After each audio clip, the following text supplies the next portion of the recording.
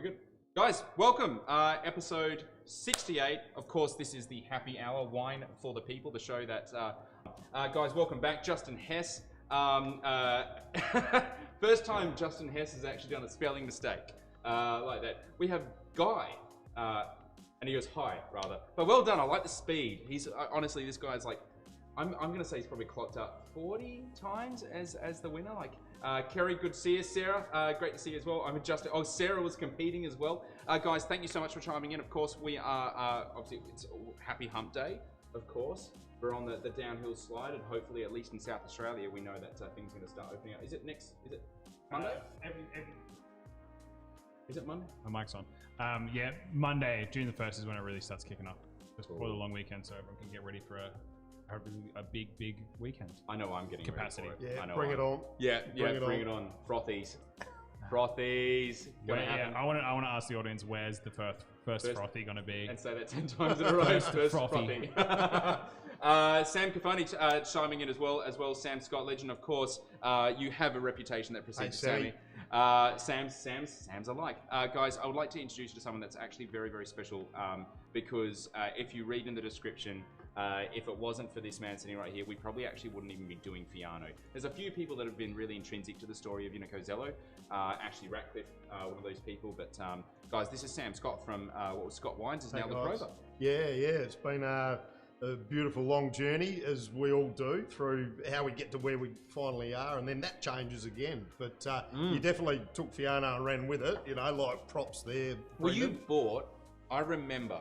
So there's a bit of a story before this, but you were the only one. Not saying that there's plenty of supporters, but I'm talking about day one, bottling day one. I remember we were bottling over in Lobethal. Yep. And I got a text message from you saying that I think you had called up old mate who does all the bottling there. Simon. Yeah. And I think you found out we were bottling it, and then I got a message from out of the blue, just send me a dozen, just invoice me. Send me a dozen. I'm like, you don't even know what fucking make. We had faith. We had faith. And now it's kind of cool to, honestly, it's cool to be able to bring you here and obviously show you around and introduce you to obviously the really loyal viewers and supporters that we've had, especially during COVID times. But prior to that, let's go right back to start. How'd you get into wine? I just grew up with it, I suppose. So you SA born and bred? Yeah, SA born and bred, and like a lot of people, you just see it at home. And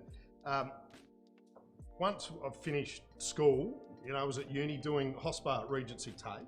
Yeah, right. Okay, was doing the wine subjects, didn't understand accounting or anything else, and that carried through to today. It's, just really wanted booze. Just really wanted the booze. Working at the drive-through in the Norwood Hotel for the Booze Brothers, and working their pubs, and it was so I'd like learn about Jim Barry Riesling at by Wayne Dutchke. He'd teach me Jim Barry Riesling. I'd go into the bottle shop. Oh, you got to try this Jim Barry Riesling. It tastes like lime. Well, this is Wayne Dutchke was. Wayne Dutchke, yeah, Barossa, Dutchke wines, legend, absolute legend. Nicer bloke you never met. Well, he taught you. He was working there as well. At Regency while he was a winemaker for himself and at Dorian Estate. Yeah. These are like OG gods of like South Australian sort of booze scene. Yeah. And they did all this cool stuff. And what happened, my grandparents were living across the road. So when I was about 10, grandfather bought the house across the road, then told everyone after the fact. Everyone, oh my God. But it was great. I got to see my grandparents most afternoons. So I'd finish uni, go to my grandparents for about half an hour before going to work on a Tuesday night. Grandfather would have a bottle of wine down by his foot, and he'd grab it, hands over the bottle, pour it into, put it back down there. Tell us about this, Sam. He got me thinking about it. So, Yeah, so it was like your own blind tasting. Him, Wayne Dutchke, a lot of great people out there. Sort of like you start, you enjoy it and you start thinking about it. Yeah. And before you know it, you end up just keep travelling through that path. So did like lots of retail, wholesale, Ridgie, David Ridge, who was on the other night. Yeah, on the other night. Great mentor of mine. Yeah. And, really learned a lot about that sort of stuff. And then all the people you just meet on the way, and everyone sort of adds to your enthusiasm and your knowledge and you know, the ideas. Exactly. The hive mind is very cool. It's interesting you sort of point that out, because like when we started this up was obviously in full-blown lockdown, and you know, we were trying to answer a couple of things for a lot of people. We wanted to, you know, people are sitting at home, they've been working at home, you know, working from home, and they didn't really have that sort of mental trigger to go, you know, time to you know, knock off. And then, you know, we don't have pubs and wine bars to be able to decompress and stuff like that. So we thought, hey, let's do this, bit of happy hour, bit of fun with wine. When we realized that there was a bit of interest in that, we thought it's awesome to be able to actually, we should bring along a load of other people. And I think if I counted up today, courtesy between us, our team, you know, we've managed to have like 60 something guests in the last like 2 months. And it's really, and it's not just winemakers. You know, there's distributors, there journalists, sommeliers, wait staff, chocolatiers, cheesemongers. And it is those things that make the industry so much like worth living. Yeah, absolutely. It's you know, we're not all millionaires, but I tell you what, we live a pretty happy life. Yeah, I'd have to say. You know, if it's good fun, and you know that's what you can do every day. So what? How do you keep things fun? Firstly, I want to know. So there was a backstory prior to like us hitting the stream button, and this is what happens when Sam just walked in the door. It's like basically we'd already begun the interview. And it was just so many nuggets of gold. But tell us about this one, because we should get some wine in some glasses. Let's have a crack. You could any one of these. Yeah, this medieval invention. This is just because this is insane. This is just one of those. Well, it's a shit one. No, seriously. This one will work. This will work. Yeah. And skills too. This is just one of those. This is batshit crazy. Remarkable, just awesome experiences and things you just come across, and I just feel so privileged and lucky to be there. So he brought a bottle to show us. So this is so generous. Seriously, this is insane. So Prosecco, right? It's a big thing at the moment. Italy and Australia are sort of arguing over the rights to call it by the name Prosecco and everything. But not everything that happens with wine and anywhere is all about, oh, we've got this thing and, you know, we want to like do something amazing, make money out of it. Quite often it comes from a completely different angle. So how Prosecco came into Australia, Silvio Dalcin, who's 91, he wanted to spend the weekends with his son Silvio. Yep. So took his money out of super, bought 30 acres in Norton Summit of bushland with a 1 acre little spot in amongst all the forest, which he planted out to Prosecco. Prosecco, the actual variety. To the variety. So he sourced it. His sister-in-law in Conegliano, where he grew up in Italy, which is the home of Prosecco. Yeah. He said, what variety should I have that will remind me of my hometown? She said, oh, this is the clone of Prosecco to have. He brought it through quarantine, did all the right stuff to, do the right thing. The 2 mother vines are in his backyard in Campbelltown, and then they planted out, Yalumba propagated it to distribute it, and for people like the Dalzottos in the King Valley to run with it, and with the first sort of wines commercial plantings. So yeah, look, we were lucky enough to be able to get the fruit off this and make the first wine on its own last year. So we picked about 154 kilo, 2019, very light yield. Oh, but this vineyard, you just glossed over something. There, Sam. It's always fun when we're talking kilos. So you picked up how many? 155 kilo. Yeah. Kilograms. 154 kilograms. It was like, didn't even fill a third of a picking bin. That's like 10 buckets. Yeah. 10 buckets, like normal garden variety buckets. Yeah, or 20 for me. I like and so, yeah, it was just one of those things. It's a beautiful story, like Prosecco's in this country because a father loved his son, wanted to spend time with him. Yeah. How good is that? And now, So how the fuck do you make Prosecco? And it's like, it's legit, right? Yeah. That is legit, as in, that's Charmat method. How do you conduct how do you do that with 155 kilos of fruit? How is that possible? Smaller productions are harder than bigger ones, I reckon. Look, we just put this through a small basket, straight to one of those little Bennett pottery amphoras, and that just fermented in there. Tried to settle it. There's not enough to do anything else, so we just got a tiny bit of bento to try and settle it a bit, and then we racked it. inoculate it for secondary fermentation in bottle because there's not enough. So we started with about 80 bottles. By the time we finished, we ended up with about 70. We gave half to Silvio and Arturo. And so this is bottle 20. Forged this. Yep. And that was probably it was just pre-vintage, and it's probably got about, I think, 4 or 5 grams. I don't want to see that in every single one. This is actually quite due to everyone playing at home. I'm going to just, I know we're buffering, sorry. I think there's some weird Gummeractor internet things going on. We got gremlins. I'll just post up a bit of a link. I'm going to show Sammy this because you said inoculation in bottle. Yep. We inoculated in bottle once. Yeah, and I got video of it. This is before PetNat was cool. This is what we did.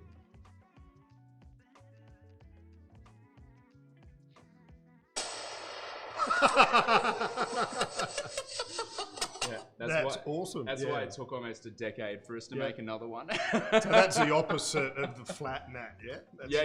That is well and truly the opposite. But I tell you how I did it.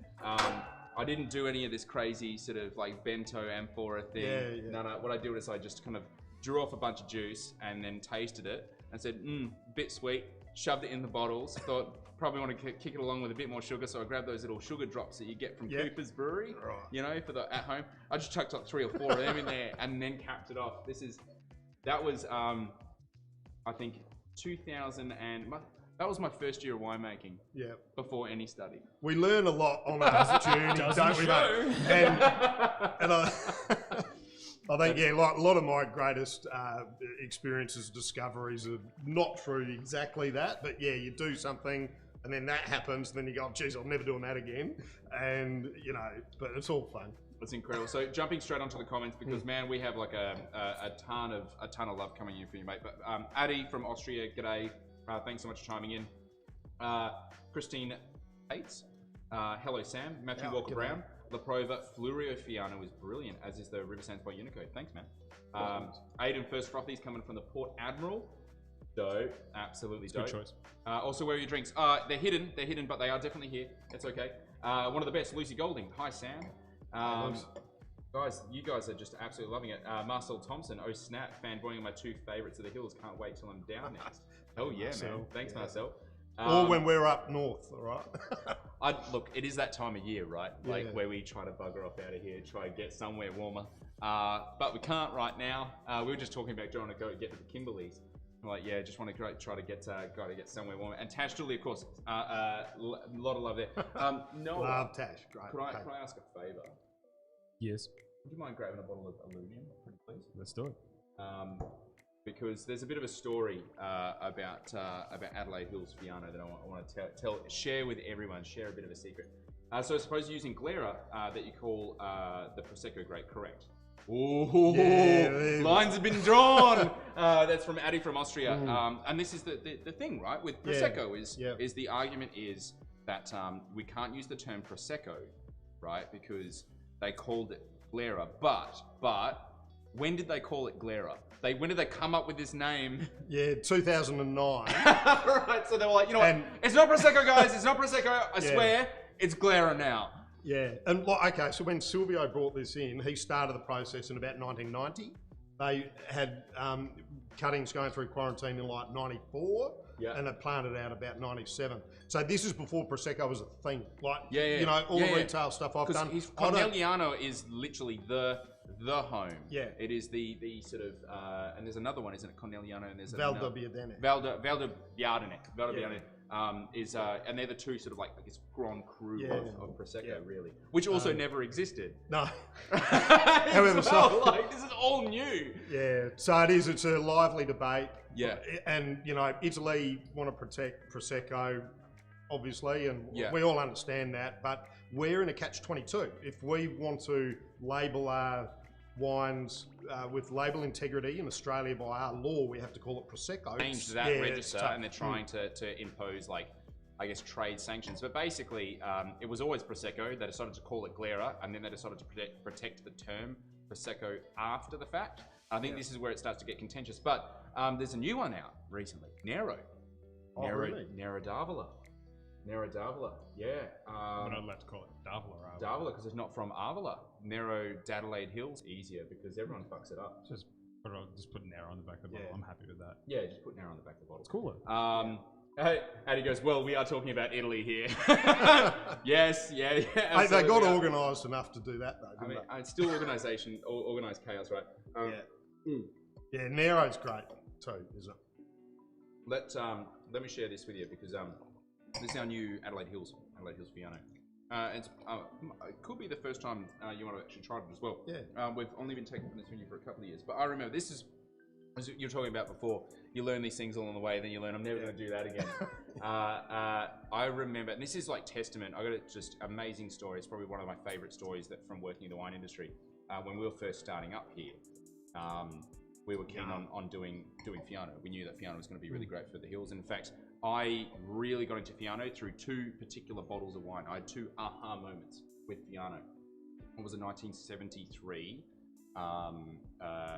Here we go. I've forgotten that. No, Adi Aperti, which is this sort of top tier stuff out of Avellino, which sort of I looked at it, I'm like, oh my God, it's like Riesling. Clearly, it has the nobility of age. This is a really good, great variety to invest in. And your wine, which at the time was called Scott Fiano, that just blew my mind. Absolutely blew my mind. Anyway, we go down the merry way of learning winemaking and starting a winery and start grabbing Fiano anywhere we can, because it's not like there's a white pages for Fiano anywhere. And we end up finding some in a little place called Kersbrook, and trying to negotiate with the great grower there, and we ended up getting some Fiano made in Fiano. And I sort of found out halfway into selling that Fiano, after it had been bottled and everything, that I basically stole grapes that were Sam's, because this particular grape grower is a bit of a wheeler and dealer, and he decided to get a higher price from one person to another person and whatnot. And you were just so polite, because I was like, hey, I didn't. And you're like, nah, that was all legit. You're kind of, yeah. And I was like, oh no, then that's fine. So the next year we're not doing it. This comes in the next year, and I think I'm pretty confident it was 2014. I think it was. We started 2013, we tried something in 2013, I think it was 2014. It was the cherry year. It was the year we had no cherries. Yeah. Or could have been 16 actually, could have been 16. And we basically, there was no crop. We couldn't find anything, we couldn't secure this one. It was one of the most popular wines that we had made. And I just call up Sam and I'm like, hey, look, we're in a tight spot. We're trying to just keep this wine alive. We need 1 ton of Fiano just to keep the wine on the shelves, people. And I know it was a low yielding year. That's what I remember. It was one of the lowest yielding toughest years. But we knew that vineyard had nothing on it because we couldn't find it anywhere else. And Sam, you were kind enough to literally just go, yep, just grab a ton. You pick it when I pick it. And I got, I think, a call up. I was in Brisbane at the time. And you were like, yeah, it's racing away. Must have been 2016, I reckon. Yeah, it was it's racing away on me. I got to pick it. And it was just one of those really kind moments that actually kept our Fiano out in front of other people. And this here was actually in 2015 after the Samson Flat bushfires. Yeah. We obviously 2014 step on the toes. 2015, I mean that lightly. You had it with such grace and sort of honesty and humbleness, and the fact that we could step back in just to keep us alive is sort of like there wasn't any fruit there anyway. But this came into the harvest project. This ran at Birdwood. Yeah. But if it wasn't actually for the reviews that we got on the 2016. We were actually going to can Fiano entirely. Yeah, no way. We were just like, it wasn't sustainable for us to even keep going. Yeah. Well, I'm glad you're still going, and what you bring to life, and your wines and your gins and everything's fantastic. It's fun. They're delicious. Make people happy, man. Make people happy. And and looking at all the different side expressions of Fiano that you get to see and do. Some fun stuff, hey? It's really shows how different they can be, but also I just love Fiano the grape. When I first wanted to make something. Have you done any sparkling Fiano before? Sort of. I've get a bit of bubbles in there. I've done a lot of different things with it. Some intentional, some not. But and there will be there's something coming through later if I ever can find the wooden bin full of them. They're somewhere in the Ashen Co-op. But anyway, that's for a later day. I'm like, one of the first things we we get ever some did. like late discord, 12 years on leave. You know. What's the story behind this one? Forgot about it. Forgot about it. So Hey, yeah, I lost think, it. Not an uncommon thing. I did realize. Well, I'll give you a nugget. I'll give you a nugget of awesomeness. We can't use Fino. You know, talking about Prosecco, we can't use a sherry. Yep. Can't use Fino. Can't use those terms to describe any sort of, I guess, sherry-like substance inside Australia. But if you cross the A out in Fiano, yes. yeah.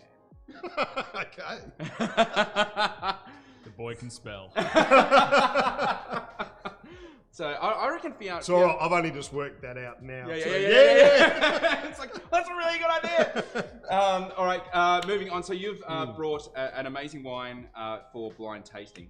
And of course, your baptism by fire was by blind tasting Jim Barry Riesling. So if you brought Jim Barry Riesling, but it is the only sport left on Australian television, hopefully not for long, but we are moving on to, of course, blind tasting. And it's definitely the most humbling sort of game to play, isn't it? Because I get it wrong how so often do you get it right? I get it wrong so often. But it's good fun. When I get it right, I get it right. And I'm, pat myself on the back. But I think you end up just looking like a bit of a know-it-all sort of, smart ass. I'm all right with that. I've reconciled with the fact. I find it just fun, just in general. But to make it a little bit harder, we actually have black glassware. Oh yeah, we do. Yeah. Very disorienting. Have you tasted with black glassware before? Never. Yeah, it's pretty crazy. It's awesome. We never use these glasses. I think we won them in some sort of competition. They're Rydell. But we thought it would just be really good television. Nera Davler is my favourite, Sam, from, forgive me if I mispronounce Utah. Utah. Good day, Jill. Yeah, great. Nice to see you. Oh, Jill, we're just talking about you before. I've got to give you a call. All right. I'm going to shut the comments down. Noah's going to let you know what we're tasting. You said you hadn't tried this before either, so it's a bit of a punt for you. What are you reckoning so far?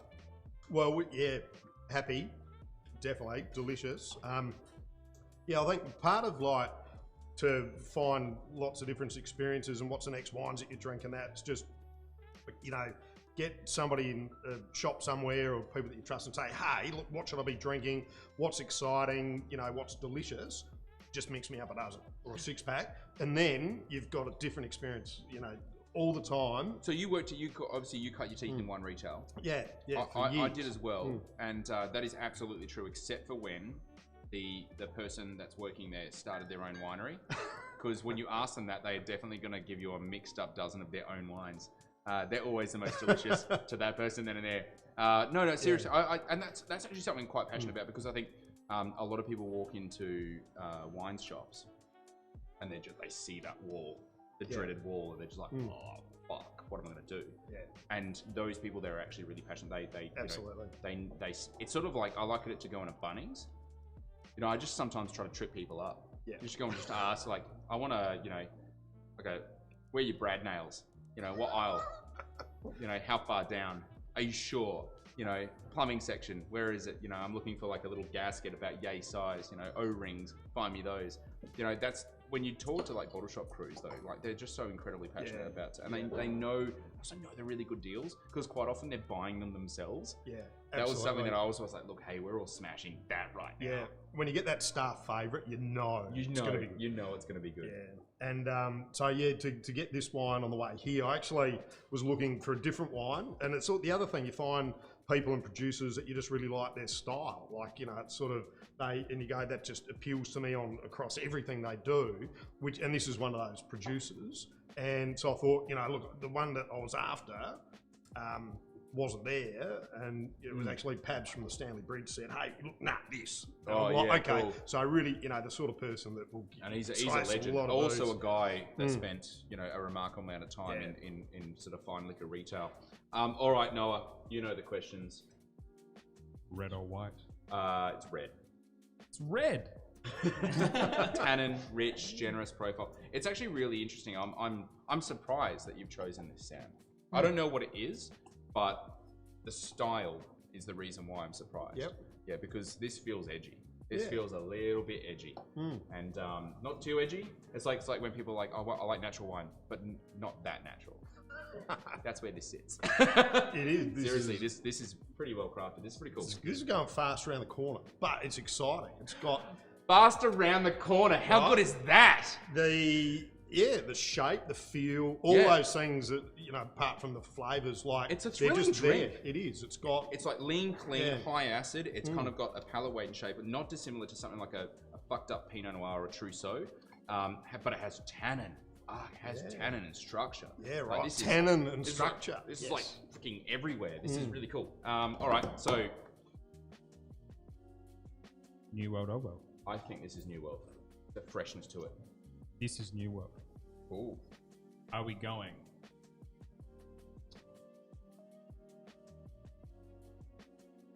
Australia. 7 states, 2 territories. And New Zealand. I think it's Australia. Across the ditch. It's Australia. Yeah. Are we going Tasmania, Victoria, or South Australia? Oh, I think it's South Australia. It's South Australia. Doing well, mate.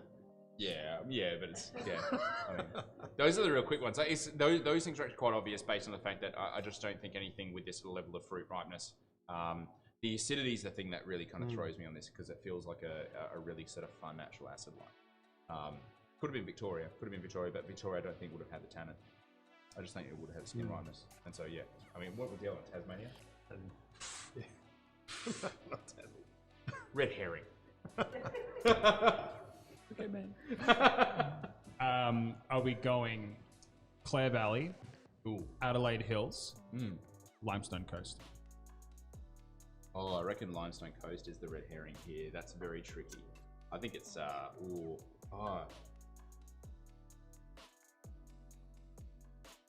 be Clare, right? I just don't know that many people doing right, fast around the corner. Going fast around the corner. Yeah, well, you know, like edgy, just like it's just got give it drive, a bit of a bang. Yeah, there's Yeah, I love its tannin. I love its leafness. It's all the things that I want to be drinking. A lot of reds. They can have presence and everything, but they're not over salon. They're not big or muscular. They're actually really just leaf and delicious. Yeah. But with flavour and with tannin. It's a herbaceousness without being green, basically. And it's just got this fruit acidity that is just like unmistakable. Once you have this wine, you can kind of pick it up. Okay, this is a punt because, my head goes, natty winemaking, Adelaide Hills. But my sort of technicality goes fruit ripeness, tannin, and high acid, and I'm going to go Clare. You bastard. It's Clare Valley. Oh, trust in the palate. Trust in the palate. Yeah, wow. That's really, there's only one producer that I know that does stuff that's remotely like this out of Clare. Kerner. It's Kerner. What grape variety? Oh. This is very impressive. As soon as he got to Clare, I knew he was going to get it. I'm not giving you grape variety because as soon as I say it, you got to know what it is. Yeah, because it's the Clare thing that really does give it. That was the hard one. You know what this tells me though? This is really endearing. This tells me that you could have masked this to make it look like a wine from Barossa or McLaren Vale. They didn't.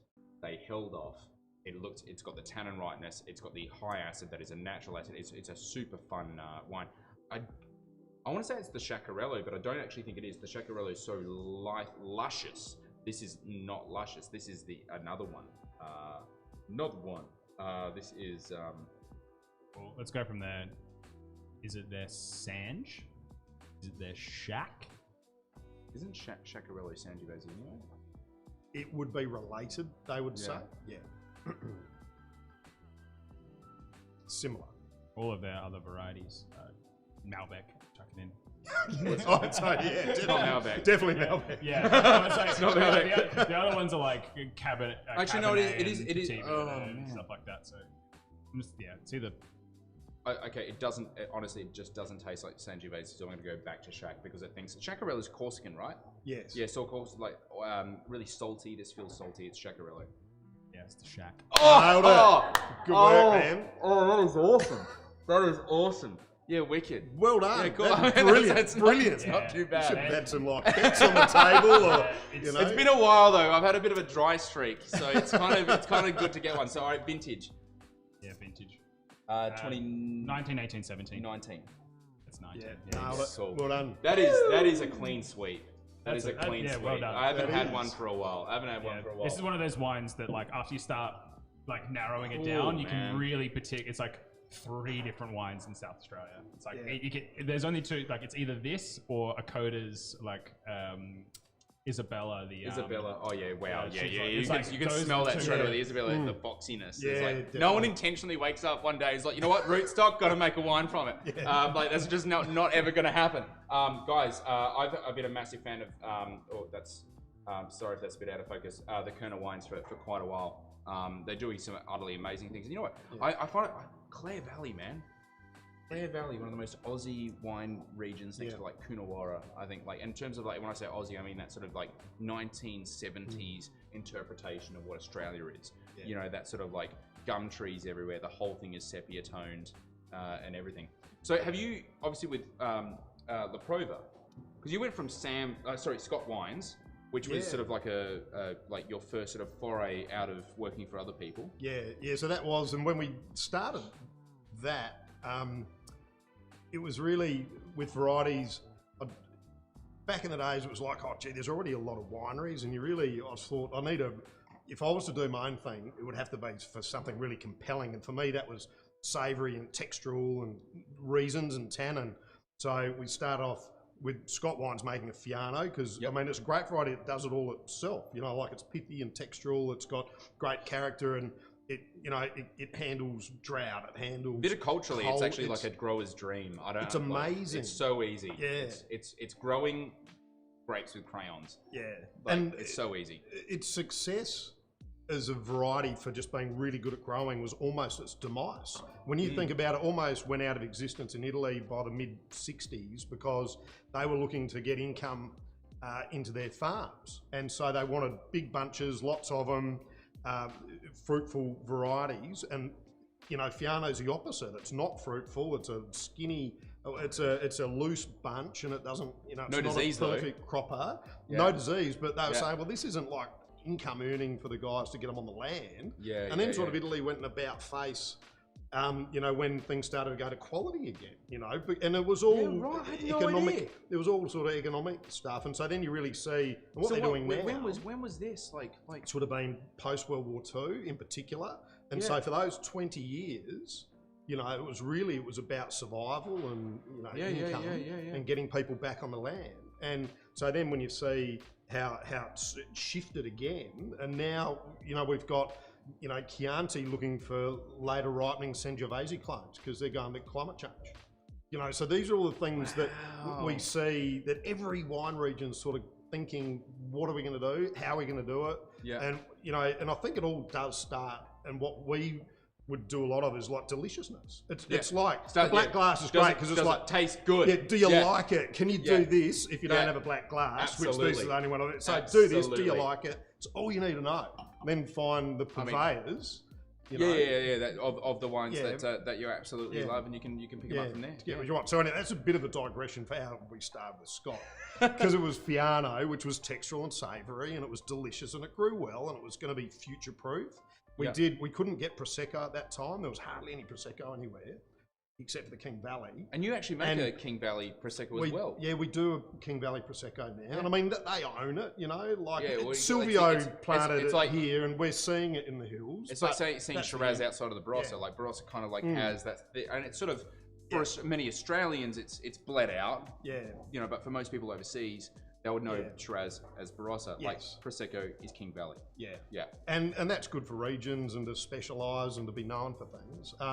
But we would make sparkling Pinot Grigio, which I still keep getting heaps of shit from. If I find somebody, they go, "Why did you stop making that?" You know, like, you know, when you the wine that can't be killed. Yeah, exactly. We have that too. So it was more about those savoury flavours. We blended Shiraz and Sangiovese together, and we went down that path to the point where suddenly it's like, oh, there's Garganega, Lagrange, Bianca de Alessano, Sangiovese, Pinot Grigio, and it was sort of, that's when La Prova was born, because it's like, wow, we're just like accumulating so many of these fun varieties. Anything that ends in an A or an O, we were planting. Yeah. Pretty much. And that's sort of how we got to where we are now. And we're still thinking, what are the next things, cabs off the range? You know, we're talking about this before, and you were excited about Nerello Mascalese. Yeah, I'd love to do something with that. But where, that would be the question. I reckon you need some, Nerello Mascalese, okay, this is going to come out of left field. Granite Belt? I'm into it. How did he get that? No, seriously, that's exactly what I was going to say. Because you need volcanic soil, and that's the only place that I know that is cold enough and volcanic in Australia. It's cold, it's high. Mount Gambier might be right. Oh no. Yeah. The Mount would be good because that's cold as well. That's one of those people that's like, you're right. Mount Gambier would actually, like, quantifiably so be great. I think people's hesitation is sort of like, you know what, we should invest in Port Adelaide. They've been saying that for 10 years, and people are like, oh, but it's Port. But you just said Granite Belt. I know you're a Queenslander. Yeah. Granite Belt. The water's warmer. There's more right-handed point breaks. Less great white sharks. A lot of bananas. And that was my original business model, was to drive up and down the east coast and selling wine out the back of the boot. And we used to do in a winery I worked for in the Barossa Valley. We made a lot of contract wines, and there was about an hour inland from Noosa Heads. There was this massive vineyard, which is like ballsy because you can get 24 inches of rain overnight, the day before you pick. So, these guys... What's called Syrah? Was it called Syrah? No, because I didn't realise, Syrah, have this amazing name, this French name, Syrah. Do you know it's just T.E. Morris backwards? Is it? No. The race car driver? He started it. I'm just going to, what's Brendan backwards? Just, Yeah, well, that'll be the next. Nadunub. It's hard coming up with names for things, and so that's pretty good. Yeah, so I actually went up there and spoke to the vineyard guys to make some wine out of there, and then I went. Really? Yeah, and it was all set to go. I went and did a little bit of market research, and they said, look, most of the Mexicans, all of us that go to Queensland, bring our wine buying pallets, and the parochial Queenslander likes 4X. That's what I offer our guests right here. So we never pursued that, but it would be great. It's still on my bucket list, is to make something out of Queensland or Mescalese in the Granite Belt. This is the collab. This is the Unico Prova. Unico Prova. Or maybe it could be like Prova Unico. If you want to be first, you can be first. La Unico Prova. What's it backwards? What's it backwards? That's what we'll do. Lockie George just chimed in because Lockie played around with a little bit of Langhorne Creek Fiona this year. A lot of horrible hen and chicken. We see a lot of. This was the year for hen and chicken. Yeah, this year it was a pretty fun year. Yeah. Fiona's pretty good that way though. I don't mind hen and chicken. Hen and chicken for we're gonna play a cheeky little graphic. We do have one here because I know there's a lot of people out there aren't viticulturists, aren't super wine geeks. So we're gonna get a little bit basic. What is hen and chicken, Sam? Well, you get big berries and small berries on the same bunch, and they ripen at different times. Generally, hen and chicken is a result of what happens in flowering, and that's generally sort of October, in most South Australian regions, a little bit earlier, possibly in the warmer districts. Yeah, and flowering is really where we're setting how much fruit we have for next year. And so... and that's generally where most of the crop loss occurs. If we have bad, if we got really hot, windy weather, or if we get lots of rain or a cold snap, the flowering, if you've got 100 berries on a bunch, you might only have 60 that turn into grapes. And so then you lost 40% of the crop. So we just all pray for good weather. And it's bad for both. It's not just growers. Like hen and chicken years, like when we say good bunch set, bad berry set. They're the worst ones because not only do the growers get stung, and growers typically will just always get stung, which is unfortunate, but the wineries also get stung because they have to harvest the same amount of area, and they also get a lower amount of tonnage, so the cost to harvest per ton goes up, obviously correspondingly to the crop loss. Supersonic Turtle 02 from Twitch has chimed in going, Kentucky Fried Vintage. Yeah, so every year we do a T-shirt, a vintage T-shirt that is themed based on a, Like a moment in time or a joke or something like that. So the first one we did was like we drank so much coffee. We said that the wines was made by coffee, so we had a little coffee bean with arms on a forklift, and it was like, you know, having fun.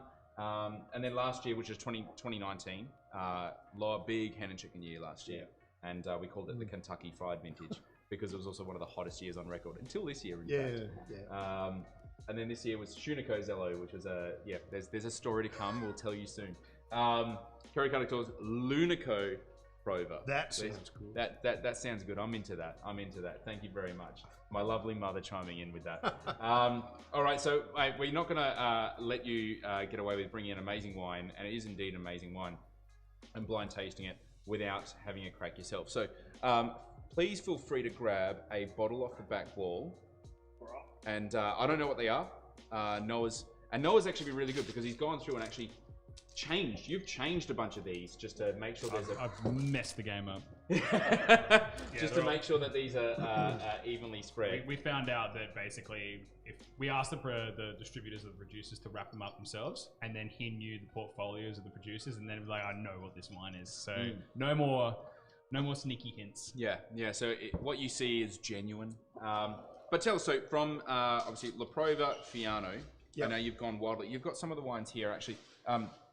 What's the varieties that get you absolutely psyched? Sangiovese.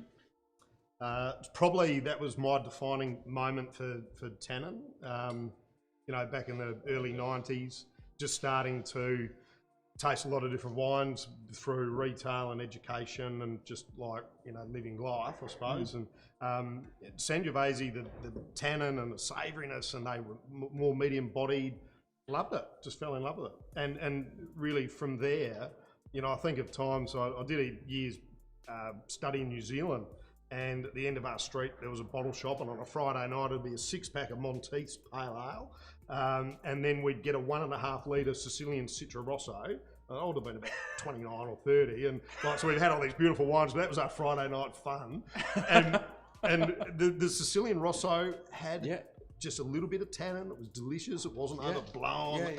And these are the sort of rustic style wines that I just really, really love. And so they're wines to drink. They're wines to consume. Absolutely, and you have them with your family, your friends, and you have them. They sit well on a table. They can also be a good drink on their own, and that excites me.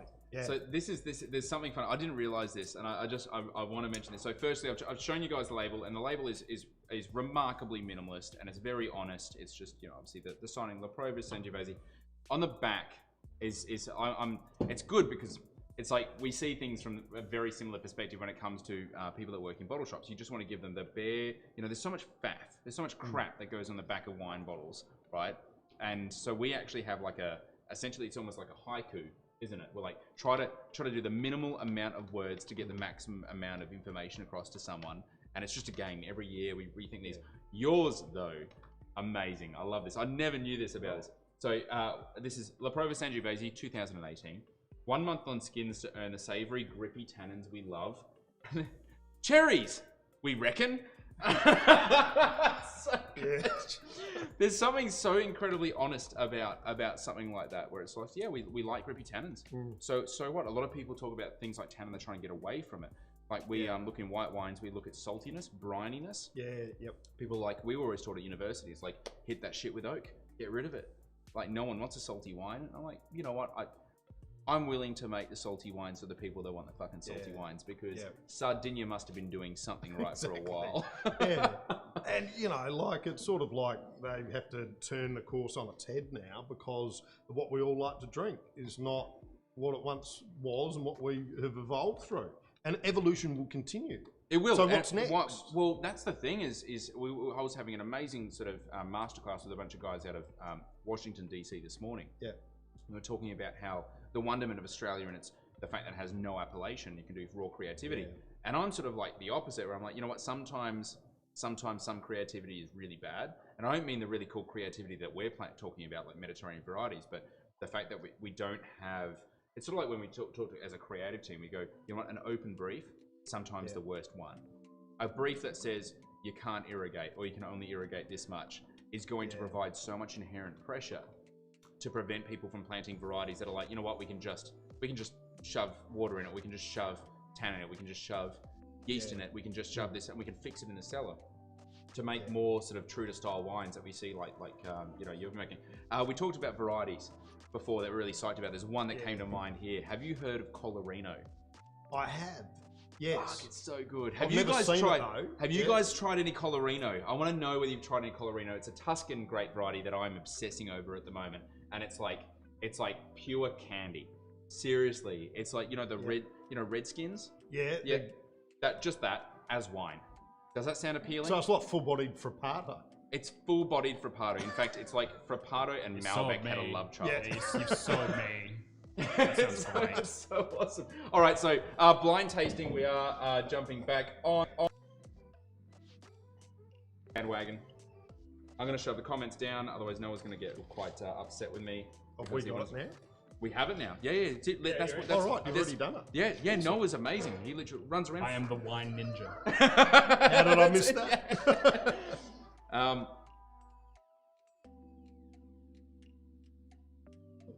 reckon there's some kind of like effervescence here with the sparkling wine.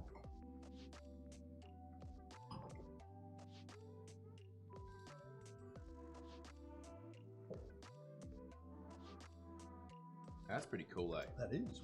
That's pretty cool. That's a yummy. That's pretty cool. That has got that. There's botrytis definitely in got that. some spritz. It's a little bit of apricot. That's fun. This is good booze. This is I'm very excited by this. Botrytis in dry white wine, you know, quite often it's seen as a bit of a fault, but I really dig this. Apricots. It's all apricots, man. But they're not fully. It's not flat out apricots. It's all complementary. Yeah. And it's sort of like got a bit of age perhaps on it. And are you getting spritz? A little bit of like spritz, just a little bubbles? bit. Tiniest amount.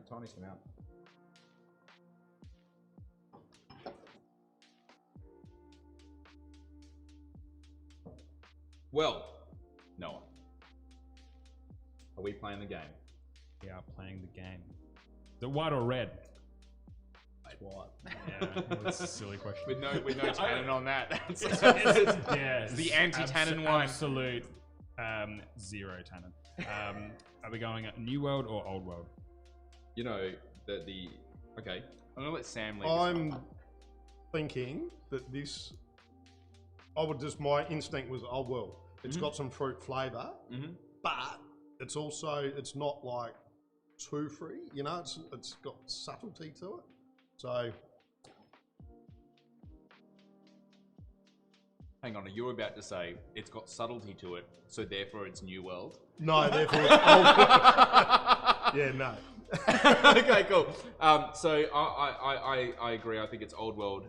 For me, it's because the botrytis is giving like, it just gives it away. So like, we don't in the New World don't really accept botrytis, and the producers that would accept botrytis, wouldn't make a wine of this. This is pristine. This is pretty pristine wine. It's pretty clean wine. I don't think they'd make something like this. So, Old World. It's Old World. Oh. Are we going? Austria. Well, you've got pressure on now because you got the last one. Me, I can get it. Yeah, you get it right. Doesn't matter. You know. Are we going Austria, Germany, or France?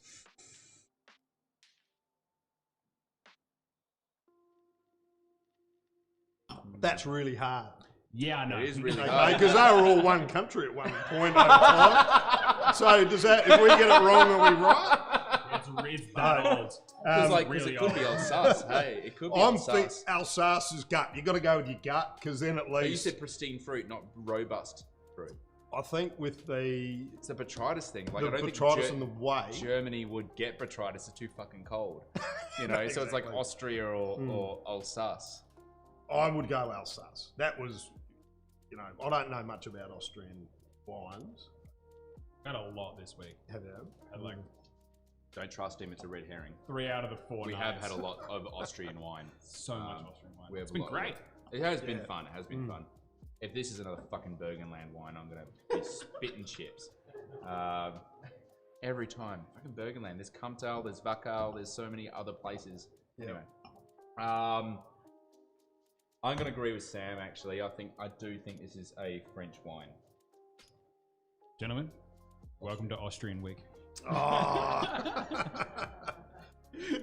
Hey, I'm happy I got as far as it. Yeah, it's pretty good. All right, okay, it's Austrian. It's Austrian. Austrian, It's fucking yeah. Burgenland. it's going to be the same producer. Do you want me to literally spit out the same 3 Austrian wine reviews that we're doing for the last 3 days? Is it Burgenland? Is it Wachau or is it Kumtal? Is it Burgenland? Sam, do you have an answer? Wacko. You're both wrong. It's Kumtal. Oh no! This is what happens when the data doesn't align. Would we, if it wasn't in a black glass, would we be getting it right? Well, I mean, look, we No. can. I mean, we can if you would No, like, it because looks- we've already guessed. We have already guessed. You know, where it's wow. Wicked cool. Really cool. Wicked cool. Could this be a greener that has a bit of a try? And a bit of, yeah, it's got a little bit of sweetness to it, and that's why I thought Alsace. I just thought like, yeah. But Tell you what smells a lot better in this glass than in that glass. I'm just saying, it smells really good. Maybe it's the glasses. No, but this is pretty and pristine. Vanilla, like, there's a bit of like old oak on this. There's a bit of maturation, a bit of elevage. Are we going Corona, Riesling, or Pinot Blanc? Ooh. I think this is a botrytis affected greener. I think this would be Pinot Blanc. Both wrong. It's a Riesling. Fuck's sake, seriously? Seriously? This is Rizza. This is the most unriesling like Riesling I've ever smelt. That's Riesling? It's a Rizza. Vintage. Okay, options. 17, 15, 13. Now I'm going to learn from the last couple of nights, and I'm going to say it is 15. Why do you reckon 15? Because I've always judged these wines as older than they are, and then I realized what happens is this is a life learning for me, Sam. Yep. I realized I age as well, and you know, quite often, like when I've last tried these wines, it could have been upwards of 5 or 6 years ago, and so I'm like, yeah, this is age. This is clearly 2008, and then people are like, no, it's 2015. You're like, oh, Right. like it. Maybe I've actually just aged, and 2015 was 5 years ago. Yeah, so I think it's 2015. Yeah, I'll just for point of difference, I'll say 17. Sam at 17. Oh, I got one! Yeah, what is this? What? This is some, another Andorfer. Oh no This is- way! This is awesome wine. Really, this lovely. has a bit of. I'm going to say this particular producer has a bit of big label energy. Yeah, the Soms out there are big fans. If Lockie George already chimed in, sorry Sam, I'm going to have to try to like. Oh yeah, cool, I got focus. Does this particular great wine have big label energy? This is what we are asking of you guys at home. Big fan of Sam's Fiano. Just finished the last bottle I had. It was a 2017. I also enjoyed your Montepulciano too, if it ever makes a comeback. Have you made a comeback on your Montepulciano? No, we were making Monty from Brad Case's sort of mum's block in Langhorne Creek. And yeah, I think it was just the end of vintage. We were getting a lot of varieties in a compact time. And I think the Monty wasn't one I loved the most. It's a beautiful people, great block, lovely wine. We just chose to focus more on Nerida Avila. And, to get, well, look, we can get it from McLaren Vale. That's close to the Victoria Hotel on the mid-coast. And, that two pretty important things in my life. And, yeah, it's a good so decision. yeah, it was, That's a good it's a decision. logistical decision. I like this. Linton Manuel sitting in a car at kids' soccer practice and now just ridiculously thirsty. Cheers, Linton. And Andrew Cameron, Andrew Macaroon. Hey Sam, how you doing? Big fan. Hey, Now, G'day. we have delayed on this one particular segment for many episodes. I'm going to say upwards of almost like 10 to 15 episodes. It's been about a week and a bit. So we're going to do this. So To be honest, I've never seen that before. Couldn't say. Lockie, we're gonna get together after this whole episode is done, and I mean the grand episode that we're talking about, and we're gonna grab a bunch of these bottles because that's definitely a producer that you should be like down on. And you know what? We'll just do some swaps. We'll get some wine. You get some wine. Get some cheese, meats, some stuff. We'll figure it out. Nero's de bomb, Julie Green. Thank you. Yes, Julie, we totally agree.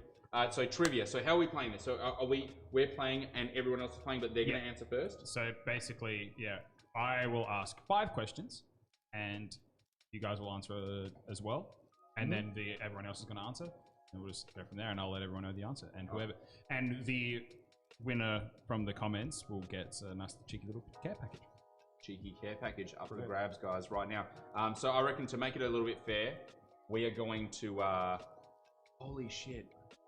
Okay, there is a story. But to make it fair, we're going to let you guys answer the questions first before we contribute, because I have a feeling we may know the answers quicker than you guys. You can't be led by us. All right. I'm playing for this care package too. All right. We're going to go all over the place here. So, what is the #1 red grape planted in the Alsace? #1 red grape planted in Alsace. That's the question. And while you're coming up with the answer, I'll give them options as well. No options. No options? Oh, no shit. options. We want to know. We want to You're know. gonna earn it. It's the first answer. The first answer wins the points. Now Andrew Cameron has just reminded me of that. Do you remember that? He goes, "Remember when we made Ochre Spritzers in Singapore?" That was awesome fun. Yeah, in those big Flint 6-litre bottles that we stole. So, Thanks, Rose. fuck. I forgot about that. So basically, we were there for like a wine event, and really it was just a massive piss up, and massive piss up. And we were there with Ochre, of course, our bitter Amaro, and we were showcasing that. And of course, being a spirits brand, as well as we have wines, but I was there in the capacity of a spirits brand. You know, people are getting well boozed on spirits, and we were sort of sick and tired of not making, like, you could sell the wines there, but there was just so many people and so many producers there that, you know, we were sick and tired of not really making much money. And it felt like we needed some theatre, you know, like to, you know, rather than just standing around being nice, it's like, well, let's go forth and stir some people up. Yeah. It's so good. So I grabbed Sammy over here and I'm like, hey, how much Prosecco do you have left? And he's like, look, I've got this case here. I'm like, don't show it to anyone. And I go straight over to the Provence Rosé people. Aix-en Provence, yeah, that's right. Because you know the Provence people have a gigantic fuck-off bottle. Yeah. You know, just a big, empty... 6 litres. Yeah, oh, yeah. Bomb of oh, rosé. Absolutely. And so what I do is I'm like, can I use this for the next, like, hour and a bit? I'll bring it back to you all clean. I just need to can some wine. They're like, that's fine. So I grab that. I go, Sam, come out here. So we get out from behind the table. We're like facing like the Marina Bay Sands thing, weren't we? And there's this massive courtyard overlooking Marina Bay Sands. And people there was like this running around like crazy. Ledge, and we stood up on this ledge. We made sure that we were seen, and we literally we grabbed just cases of this Prosecco, and we just upended them straight into this massive bottle of Provence Rosé, which was completely empty. And then I just grabbed bottles of Ochre and then just upturned them and then we were running around the crowd on the back end, not the front end when everyone was like, you know, just getting slammed. We were running around and it was like $5 a glass or something, and we were like just grabbing cash, just literally just everyone's like, do you want a spritz? No, boom, $5, boom. Yeah. It was we cleaned up. And seriously, 33 degrees, 100% humidity. That was pretty tasty. Oh, it was so good. Yeah. It was so good. And Andrew Cameron's just like taking photos, spreading it around. Just we had a great time. Yeah. We made bank that time. Cool. People had fun. Fuck, I forgot that. Yeah. The dream. Such a good story. All right, so #1, I'm gonna say. So I haven't looked at any of the comments yet. #1 most planted. Red grape variety in Alsace. Red grape variety in Alsace, I'm going to say is Pinot Noir. Yeah, everyone's right. And Justin Hess was first. Justin Hess is always first. All right, cool. Okay. All right, cool. Next question. All right. What is the most planted wine grape in the world? It is. You're supposed to give everyone else time to answer. I'm going to give everyone time to. We have a minute before Henry's actually due to go on, so we got 5 questions. Yep. You got 20 seconds. He said Pinot Noir. It is Oh, I know the answer to this. It starts with M. Is it an obscure white grape grown in Spain? It is. Correct. It is. And what's its name? Mazuelo? No. It's the chief variety for Cava. Oh, it is. Yeah, the main variety for Cava. Nah, that's a good I'm question. gonna do what everyone else is. What everyone else is my doing at home God. right now. It is. It is Macabeo. Yeah, okay. Pretty sure it's Macabeo. Yeah. I got Aaron here, but yeah. Yeah, I think it is you're, I think, Macabeo. I That's think you're awesome. right. Oh, right. No one got that, so no points for that. Well, I got the points. Macabeo. Aiden came in. Good work. All right, I'm so gonna have to double check this. third question. Third question. I'm going to have to give you options here. Yeah. Because I think it really works well with the last story that we just told. Okay. What is the ratio that Prosecco outsold champagne in the UK in the year 2017? Is it 3-1, 4-1, or 8-1? Look, I don't know, but I'm going straight to 8. Because I know those Italians, they choose varieties based on yield, and I know what Prosecco grapes look like. Oh, yeah. And I know what Chardonnay looks like. Yeah, they do have something worked out well, though. We have a 3-1, we have a 3-1, we have an 8-1, and 8-1. Is anyone going to guess 5-1? I'm going to go 5. No, 5. So Sammy's going to go 5. What's the answer? The answer is Aiden's got that one right. It's 3-1. 3-1. 3-1. Wow, So not bad. Aiden was straight in there. It feels like it would be higher, but it's a bit lower. Yeah. Alrighty. I'm going to go nearest answer to this one. The Napa Valley. What percentage of the Napa Valley accounts for the total of California's wine production? You worked in Napa, didn't you? You worked in Napa? Central Coast. So I was in inland from Monterey, and then in Paso, which is like the That's Wild right. West. Yeah. It really was. Like, they would have nickel-plated 44s in the holsters, driving around vineyards doing vineyard visits. You never know. That is so cool. You need to have people. All right. So what percentage does Napa count for it? I'm gonna say like 10% because I know there's Central Valley there, and I know Gallo just pumps. You know, Gallo's in water, Napa and they too. pump oil as well. Seriously, did you see that? You drive through the Central Valley, and there's vineyard rows, and then there's, what do they call those things? The oil things? Derricks? Is that right? Yeah, that is American terroir, motherfuckers. That is when a farmer can diversify into oil mining. Wow. Yeah, I think the valley's big. So, 10, 15. 10%. I'm going max. 10%. What do you guys reckon? 5%. Deb Wilson, I think. Deb Wilson was first. Deb Wilson was first with 4%. Well done. Justin Hess close second, but Deb Wilson. We'll be sending out a lot of care packages. We're just gonna average out. All right, this is a tough one. And this What, is Macabo wasn't. you thought. We're talking. This is another multiple choice. Which grape variety is not used to make Armagnac? Jurocon Blanc, Malzac Rosé, or Petit Manseng? How's your Armagnac knowledge, guys? I'm gonna wait for a couple of. Jurocon Blanc. Jurançon. Yeah, my pronunciation is so bad. Malzac, M-A-U-Z-A, Rosé, Mouzac, and Petit Manseng. I can do that one. Which is not. You're gonna I'm get gonna say Petit the rosé one. Fuck it, I'm why going to not? go that Manseng one. Petit Manseng. Yeah, or is that gross Manseng? Do they know what it is? They just checked the DNA and found out it's gross. Whatever you Manseng. do, don't get the CSIRO to check the DNA. Ever. Ever do that. Sauvignon. We've got Albarino. We've got plenty of answers now. The answer is Petit Manseng.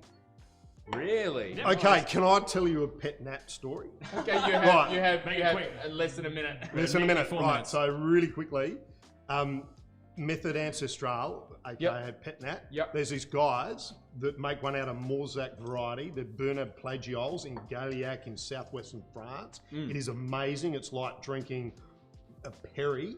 And Really? that got me interested in Pet Nats. Babendum had them, I reckon, and Max Allen wrote them up, and it was like, right, bang, try one of them. We did one out of Grigio, and I swear I should do one again. Do it. Because it is the most delicious thing ever. And that is what Morzak comes from, which is like Grigio, but we don't make Armagnac here yet out of Grigio.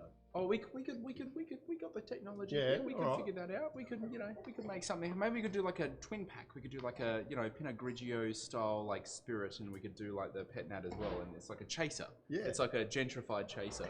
It's like a gentrified. What do they call it? Boilermate. Back again tomorrow night. We have Mickey Downer coming in from Murdoch Hill. Brilliant. Awesome. And I think Justin may have won. Justin Hess may have won. Justin Hess may have won. We will confirm overnight and get out the care packages to the relevant people. Savvy, thank you so much. Good to see you, brother. Man. Thank you for having me. Absolutely. Cheers, brother. We'll catch you soon, man. Cheers. See you man, guys. that Singapore story is so good. And we had a lot of fun there. Anyway, guys, thank you so much. Same time tomorrow night. Stay tuned for Henry. He will be chiming in with all the Applewood goodness.